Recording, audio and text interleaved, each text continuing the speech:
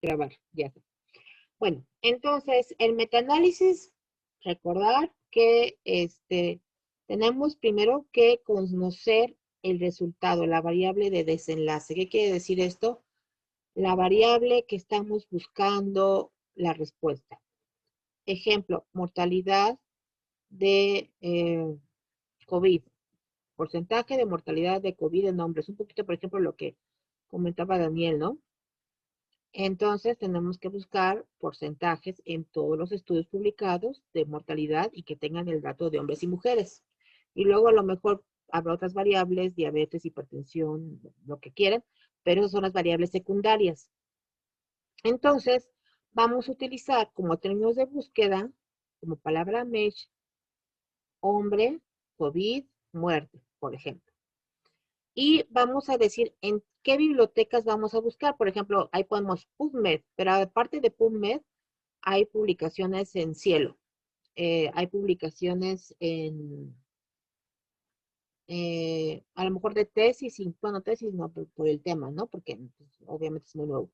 Pero ahí vamos a poner qué criterios de búsqueda vamos a utilizar y seleccionar la mayor cantidad de artículos posibles. Fíjense que aquí a veces son cientos, no quiere decir que lean cientos, ¿eh? O sea, después sí, pero primero vamos a escoger a todos los que tengan esos términos y en base a eso, generalmente ya con una lectura más rápida que están teniendo, van a empezar a descartar según tengan o no. Por ejemplo, aquí pone que ponemos en bibliografía médica, Medline, Envase, PubMed, y después de esto, con palabras clave, y vean aquí cómo menciona que hay que hacer una pregunta pico. Las preguntas picos es población, intervención, comparación y resultado de cada estudio que vayamos a realizar. Ya que hicimos un estudio que buscamos todos los artículos probables encontrados, vamos a tomar en cuenta el procedimiento con que vamos a hacer la revisión sistemática. Aquí ya entramos a revisión sistemática. Fíjense que el resultado de la revisión sistemática es por sí solo ya un artículo. Van a ver que hay muchos artículos que se llaman así. Revisión sistemática de diabetes, de tratamiento de diabetes. Revisión sistemática. Eso ya es un artículo y la verdad son artículos publicables. Imagínense, si él publicó cómo hacer artículos, pues nosotros podemos publicar esto, ¿no? Entonces, primero, número de resúmenes identificados a través de la base de datos o a través de otras fuentes. De estos, hay que ver qué se repiten o cuáles no se repiten. Después de eso, vamos a tener resúmenes que vamos a tamizar y vamos a excluir. Por ejemplo, habrá un resumen que diga, ¿sabes qué? Este resumen no tiene porcentaje de hombres. Ah, pues va, para afuera. Fíjense que es como solo los resúmenes. Y ya después de que quitamos resúmenes, que ya en el resumen lo lees y dices, no, este no me sirve, dice que es un ensayo, no es un ensayo controlado, sino es un ensayo abierto. Ok, nos quedamos con los ensayos controlados y vamos a ir ya a elegir el artículo. Estos ya son los que leemos completitos. Y ahí analizamos con una lista de cotejo si son confiables, si no. Luego vamos a ver cómo se analizan. Y el número total, aquí hacemos otra selección de cuántos nos quedamos. Después de esto, vamos a hacer una descripción cualitativa de lo que encontramos, que es lo que generalmente se ve en la revisión sistemática. No sé si han visto que dice, revisión sistemática, obesidad. La obesidad está asociada con cambios inflamatorios. En el artículo de tal se encontró este cambio, en el artículo de tal también este cambio, en el artículo de tal. Y luego habla de otro tema. Y en la obesidad también hay asociación con diabetes. Y en el artículo tal se habla de tal, tal, tal. Esa descripción es la parte cualitativa. Aquí también podemos excluir donde decimos, este artículo la verdad no aporta nada. Y finalmente, hasta aquí ya era un artículo, ¿eh? Esto de donde estamos antes del metaanálisis, esto ya es un artículo que se puede publicar, que es revisión sistemática.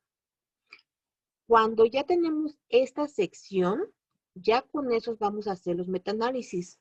Imagínense que podemos tener al principio 100 resúmenes y al final nos quedamos con solo 8 estudios que cumplieron los criterios. Así van a encontrar la mayor parte de metaanálisis. Le incluimos 8 artículos, 10 artículos, o sea que ya no se lee tanto ni se revisa tanto porque ya hicieron su tamizaje. Vamos a hacer con los resultados, el procesamiento estadístico, una tabla de cada estudio seleccionado, donde vamos a resumirlo. Aquí vamos a poner resultados como radio, riesgo relativo, diferencia de riesgo. Con estos datos, finalmente, son los que hacemos el metaanálisis. Ahora, en los metaanálisis tenemos que tomar en cuenta el tamaño del efecto. ¿Qué quiere decir? ¿Qué tanto de la variable origen condiciona la causa? Por ejemplo, ser mujer hace que tengas depresión. ¿Cuánto más de depresión? 30%. Tienes un 30% de probabilidad de tener depresión si eres mujer. Ok, el tamaño del efecto se mide con 0.3, 0.4. Si tienes un tamaño del efecto de 1, quiere decir que ser mujer es igual a que a fuercita siempre vas a tener depresión. Entonces, ese tamaño de efecto habla de cuánto implica esa variable. Para tomar el tamaño del efecto, es lo que nos permite hacer el metaanálisis y agregarlo a diferentes estudios para darle un peso que va a tener que ver con su número de casos. Por ejemplo, no es lo mismo un estudio de 200,000 pacientes que de 15. ¿Y cómo lo obtenemos? Con la dispersión. Y la dispersión, nada más para recordarles, es la varianza. La varianza es la raíz cuadrada de la desviación estándar. Voy a dejar nada más de compartir para ponerles la pizarra un momentito y recordar la bonita curva de Gauss. Entonces, vamos a tener la distribución de las muestras. Esta siempre va a ser nuestra distribución. Tenemos la medición de la variable y la frecuencia en nuestra población. Entonces, bueno, está bien bonita mi línea. Entonces, vamos a suponer que tenemos aquí edad. Y entonces, esta edad es de una población específica. Y aquí tengo que hay de 5 años, este es 5 años. Este es 10, 15, 20, 25, 30, 35. Muy bien. Entonces, yo tengo que hay, de 5 años, hay,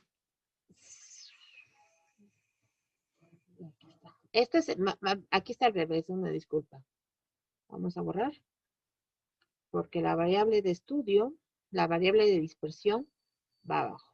Entonces, aquí está, edad, y aquí vamos a poner frecuencia. Esto ya lo han visto muchas veces, en muchos lados. Entonces vamos a tener que, en estas variables, vamos a tener una dispersión. Entonces, de 5 añitos, resulta que hay 5 sujetos. De 6 añitos, hay poquitos más. Ahí ya me pasé. Bueno, ahí está. Hay como 10. Luego de 7 años, hay un poquito más. Ahí está. Estos son nuestros polígonos de frecuencia. Cualquier muestra de población se puede distribuir así. Entonces, esta distribución que les estoy dibujando ahora es una distribución normal. ¿Por qué es una distribución normal? Porque sigue la campana de Gauss. ¿Cuál es la importancia de esto? Ahí está la campanita de Gauss. En la distribución normal, la mediana o el promedio está en el mismo lugar que la media,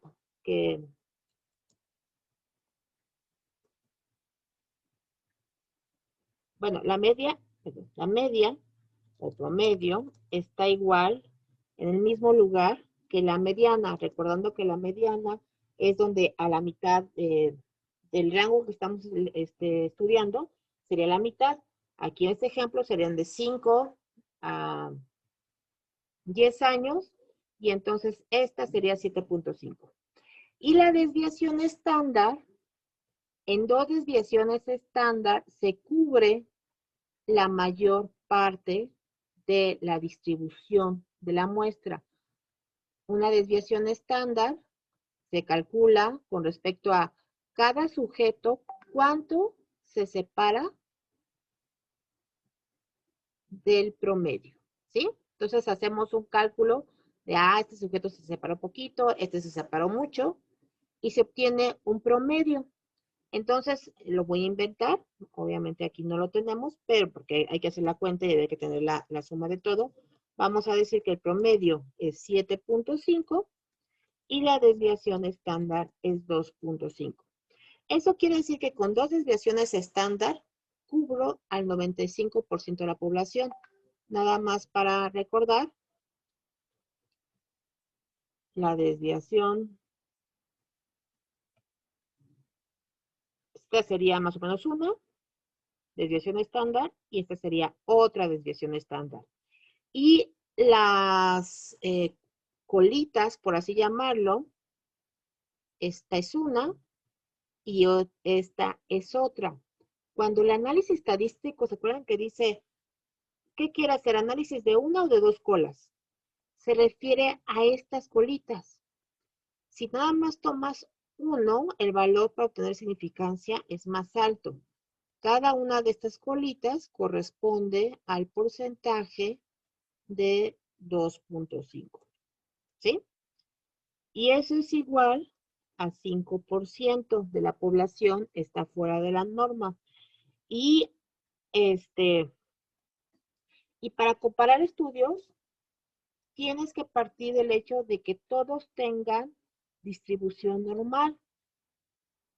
¿Y qué haces si no tiene distribución normal? Vamos a poner una distribución de otro estudio que sea a través de edades de niños.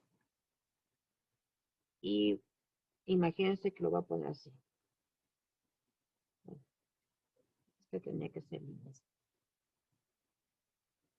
¿Están de acuerdo que esta curvita no es igual que la de allá arriba, no? Es más chiquita. Pero ¿qué tal que estuviera así? No se pueden comparar. Entonces, cuando dice el artículo, y nos regresamos al artículo,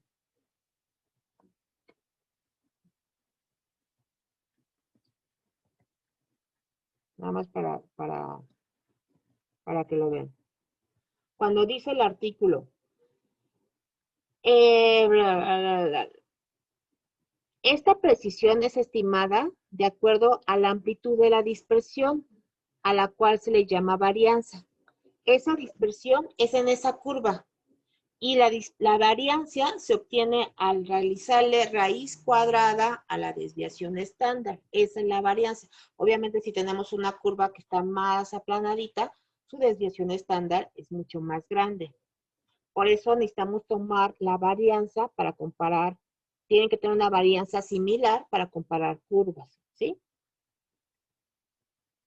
Entonces, ahora, el tamaño del efecto, vamos a detenernos ahí un poquitito, puede ser real u observado. ¿Se acuerdan de los momios, no? O de los cuadritos del observado y lo real de la chi cuadrada, donde poníamos que, lo esperado era esto y lo que encontramos fue esto. Es muy parecido. Si nosotros, el tamaño real es un tamaño hipotético donde decimos, si la población del estudio fuera infinitamente larga, es decir, ¿qué quiere decir larga? Que evaluamos a toda la población. Toda la población está en nuestra curva. Y eso quiere decir que si evaluamos a todos los medimos y no tenemos ningún error, porque medimos a toda la población y sabemos exactamente cuánto mide cada quien. Entonces, si no tuviera un error en la muestra, ese sería nuestro tamaño de efecto real. Pero como eso no es posible, porque pues, no podemos evaluar a todo el universo, tenemos el tamaño de efecto observado. Es decir, vamos a comparar lo real, que es hipotético, contra lo observado, que es lo que logramos medir realmente. Suena raro porque uno pensaría que es como al revés, pero piensen que real es como lo que obtendríamos si evaluáramos a toda la población. Y entonces, incluso hay signitos ya establecidos para tomar en cuenta esto. El modelo que utilizamos toma en cuenta, ¿se acuerdan que había opciones como de modelos fijos o modelos aleatorios? Vamos a verlo ahorita en forma gráfica. Aquí ven que aquí está el estudio con lo real y con lo observado con cuadritos. Y aquí ven cómo es dice combinado y es un triangulito invertido y un rombo. Esas ya les sonarán. En el modelo de efectos fijos, se asume que todos los estudios del metaanálisis comparten un tamaño de efecto común verdadero. ¿Qué quiere decir? Que si yo tomo 3 estudios donde midan efecto de la dicloxacilina para tratar sífilis en una muestra de pacientes, todas las muestras de pacientes van a ser similares. Pensamos un poquito en eso, en que todos los van a mejorar igual, todos tienen que mejorar igual con sífilis, con dicloxacilina. A eso se refiere. Y entonces, vean que la bolita, que es el tamaño del efecto, está en la misma línea. ¿Sí? ¿Qué es lo que podemos saber? Acuérdense que el verdadero es en la hipótesis de que tuviéramos una muestra infinita y que evaluamos a todos los pacientes en el mundo con sífilis, a todos. Y en la figura que sigue, observamos que además de los efectos verdaderos, estamos graficando cuánto se desvió hacia la derecha o hacia la izquierda los observados. Vean que aquí está el cuadrito de observados, ¿sí? Y entonces ya vemos, pues hay mucha diferencia. El estudio 1 se equivocó mucho, el estudio 2 para acá, el estudio 3 para acá. Y podemos ver que hay una probabilidad de que haya entonces error en el muestreo. Vean que aquí hay una E chiquita y E chiquita. Dado que observamos que cada estudio tiene efectos reales diferentes, si no son iguales, este es un error, considerado un error de muestreo, porque deberíamos de obtener la misma línea. Eso es cuando tenemos modelos de efectos fijos, es decir, imagínense que está la línea fija y no se mueve. Ahora, el modelo de efectos aleatorios, como a diferencia del modelo fijo que empieza con asumir que el tamaño de efecto es el mismo en todos los estudios, pero estamos de acuerdo que eso pues no puede ser, porque no vamos a tener 2 estudios iguales, ni 2 poblaciones iguales, ni nada, o sea, eso no es la realidad. Dije, pues, ¿qué hacemos? Pues le ponemos un ajuste. Entonces, tomamos en cuenta que hay una variación entre los estudios y que en este tipo de estudios nosotros asumimos que los efectos verdaderos están bajo la distribución normal, que es la que estamos viendo. Y de esta forma tenemos que los efectos observados de cada estudio caen dentro de una curva normal de efectos verdaderos en el rango, en este ejemplo, de 0.05 a 0.07. Entonces, vean que aquí tenemos entonces los efectos verdaderos, pero que están distribuidos en esta pequeña curvita. Y dijeron aquí estudio 1, estudio 2 y estudio 3. Y cuando combinamos el efecto de estos 3, tenemos aquí está triangulito al revés, que es la combinación. Por así llamarlo como el promedio, ¿no? Y estos son el promedio. Además, a la hora de tomar la distancia que aparece entre lo verdadero y lo observado, ahí también podemos ver que hay un error de muestreo, que aquí también aparece, véanlo. Pero eso se llama varianza. Acuérdense que la varianza es la desviación estándar al cuadrado. entre cada estudio. Estamos diciendo, pues la varianza entre cada estudio es diferente y eso podemos considerarlo como un error de muestreo, que es la E que aparece aquí. Pero además hay otra variación con esta letra que no sé cómo se pronuncia, pero es como una zetita chiquita, que está producida por la diferencia entre el efecto verdadero del estudio y el promedio de efectos verdaderos de la distribución normal, la variancia entre estudios. Y vean, aquí está el promedio, vean, este triangulito es el mismo de acá abajo, pero esto se refiere a, oye, pero la diferencia de tu real entre el promedio de todos los estudios, ya hay una distancia y esta es la que vamos a contemplar. Hay que, ¿me están entendiendo o me regreso? Es difícil, ¿eh? Yo lo entiendo. ¿Están ahí? Ahí vamos. Sí, no, yo estoy aquí. Yo soy como que proceso medio lento, pero por eso no. Pero sí, va bien. ¿Es Está bien. normal que duela la cabeza? Sí, es normal. Están haciendo nuevas sinapsis. No, en serio, sí hacen nuevas sinapsis cuando les duele la cabeza, ¿eh?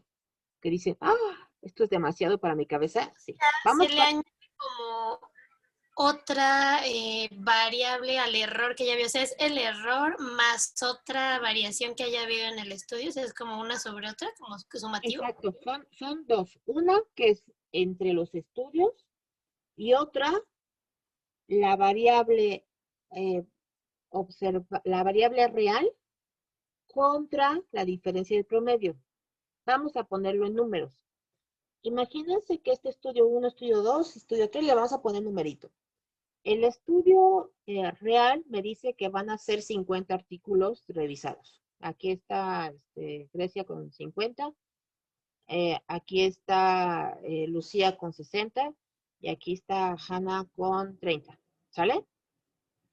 Si yo saco el promedio de los tres artículos revisados, que son 50, 30 y 60, 5, 11, 140. Entre 3, como 45. ¿Sí? Si se fijan, yo saco el promedio. Este es el 45.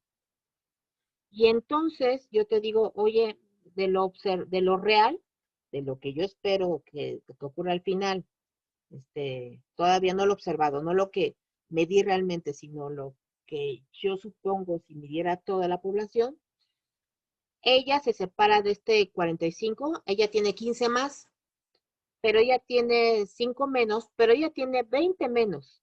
Y esas diferencias es la que marca esta eh, flechita de aquí, ¿sí? Pero además, resulta que Grecia yo tenía proyectado que ella hiciera 50, pero con la novedad de que no me hizo 50, me hizo 40. Entonces tiene todavía más diferencia con el promedio esperado de nuestros tres estudios, ¿sí? O sea, tiene diferencia con el promedio que espero si fueran los mismos estudios, si fuera el promedio, y diferencia con lo que yo hubiera esperado de ella. Y eso de lo que uno hubiera esperado, o sea, tiene que ver con la hipótesis planteada en cada estudio, o sea, lo que se esperaba. Exactamente. La hipótesis es lo que tú esperas. Tu resultado es contra lo que contrastas. Muy bien.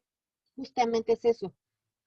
Tu estudio dice, mi hipótesis dice que yo voy a encontrar que van a publicar 50 artículos todos.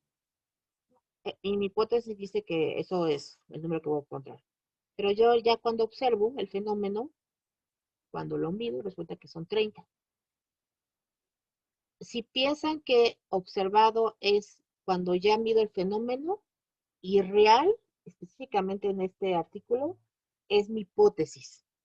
Suena raro porque real uno piensa que es lo que realmente pasa, pero no, aquí se refiere a la hipótesis, a lo que yo esperaría si tuviera conocimiento total, como mi supuesto. ¿Hasta ahí más o menos? Ok, y eso, con esa gráfica digamos que podemos ver qué tan diferentes son entre sí más que dentro de sí. ¿cierto? Las dos. Ah, ¿Ves? ok, ajá. Sí, sí. ¿Ves? Justo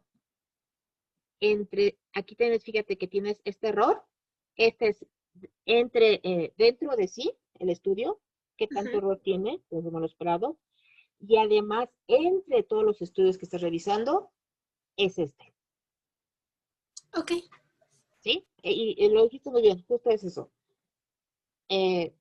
Diferencia dentro del estudio y entre los estudios, y por eso se llama varianza intra y varianza entre estudios. Lo vamos yo creo que vamos a hacer un ejercicio simplemente de representación gráfica para esta gráfica. Ahora, en la ponderación que hacemos, ¿qué importancia tiene esto? Que la ponderación que hagamos va a depender de qué modelo escojamos, el modelo de efectos fijos o el modelo de efectos aleatorios. Entonces, y también depende del tamaño de la muestra y la varianza. Esta ecuación lo vamos a ver después. Nos vamos a quedar hasta aquí para no hacerlo sufrir más y que no les dé más la cabeza. Y yo lo entiendo, a mí me dolió cuando lo estudié y lo estudié en la maestría. Entonces, es normal. Vamos a irlo desgranando un poquito. De todas maneras, acuérdense que ustedes no van a hacer este cálculo porque lo va a hacer Redman. Ustedes lo va a tener muy facilito porque nada va a ser, vamos a poner casos, controles, cuántos tuvieron sí y cuántos tuvieron no. Y ya. Y ya le sacan automático esto que vemos hasta acá abajo. Que a ustedes ya les suena, ¿no? Sí. Exacto. Entonces, ya les dicen, ya está, mira, está tu gráfica. ¿Por qué lo estamos viendo esto? Para hacer la interpretación adecuada de esta gráfica. Ustedes no la van a hacer, la va a hacer el programa automáticamente, pero ustedes ya van a entender, esto se refiere a varianza entre estudios, vean cómo aquí está, y varianza entre estudios, y varianza total. Luego vamos a definirlo esto, pero vean cómo la varianza es algo muy importante, ¿sí? Entonces, pero nada más es para que entendamos como las tripas del cálculo. Muy bien. Sí. Les voy a Sí, dejar entonces doctora. de tareita. Por favor, sigan trabajando con sus artículos. Ya ahí tengo ¿cómo se llama? Mi supervisor, que va a ser Aldair. Aldair me pasa el resumen de todo lo que están haciendo. Entonces, ahí van bien, pero síganle. Y por favor, lean esto. Y de tareita para el otro lunes, y yo creo que eso nos va a ayudar. Traten de representar una gráfica, así como esta hacía manita, hagan la manita, o con WordPad o lo que quieran, para explicar el efecto de modelos fijos y el efecto de modelos aleatorios. Hay que leer este artículo con detenimiento, pero vamos a explicarlo varias veces hasta que lo comprendamos totalmente, ¿sí? No tiene que ser a la primera, porque esto es bien difícil. O sea, de verdad, esto es de posgrado.